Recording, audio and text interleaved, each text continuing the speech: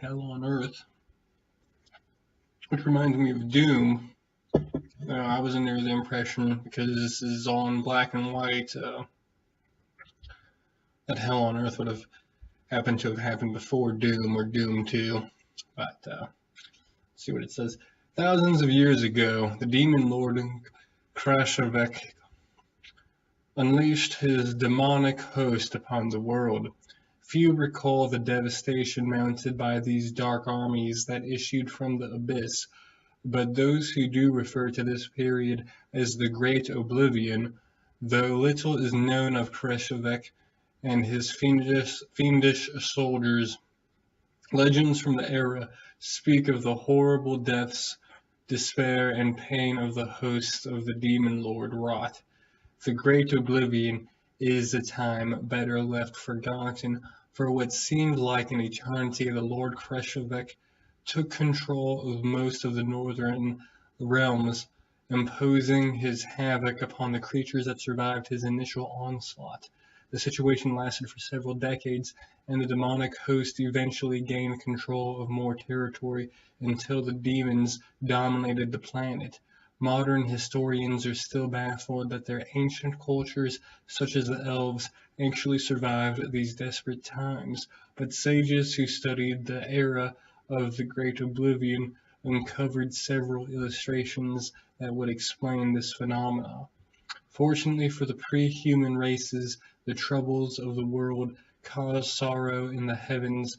Though the gods refused to intervene directly, some angels decided to take matters in their own hands and put a stop to Lord Krishnavek and his heinous minions. Eventually, an elite group of angel and celestial warriors descended from the heavens in a valiant effort to help save the world. Calling themselves the Children of the Inner Light, these beings came to the planet to oppose the demonic host. More importantly, however, the angels and celestials helped themselves into competent fighting units strong enough to fend off most demon attacks.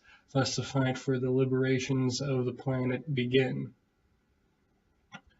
The desperate efforts of the mortals, combined with tremendous might of the angel and celestial army, drove off most of the host from Krishnavek's control. After years of brutal warfare, the vile invaders were decimated, and S8E1, the angel leader of the Children of the Inner Light, captured the demon lord Krishnavek.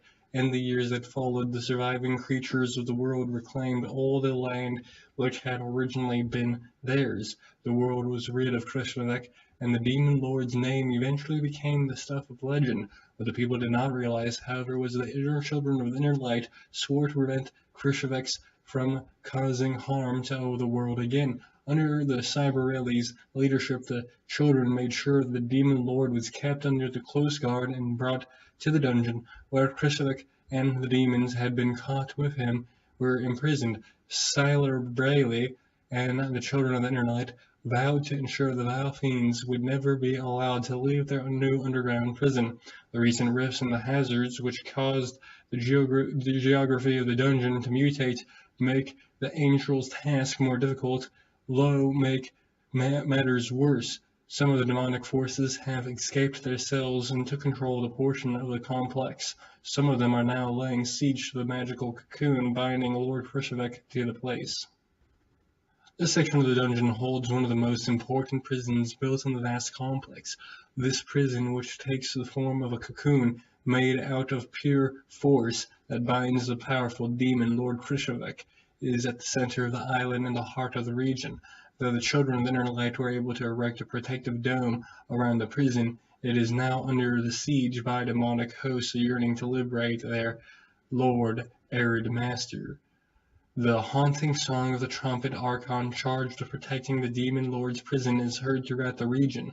The song she has woven for centuries allows her to maintain the protective barrier around the cocoon, but the soft, soul-wrenching wail is laced with sorrow.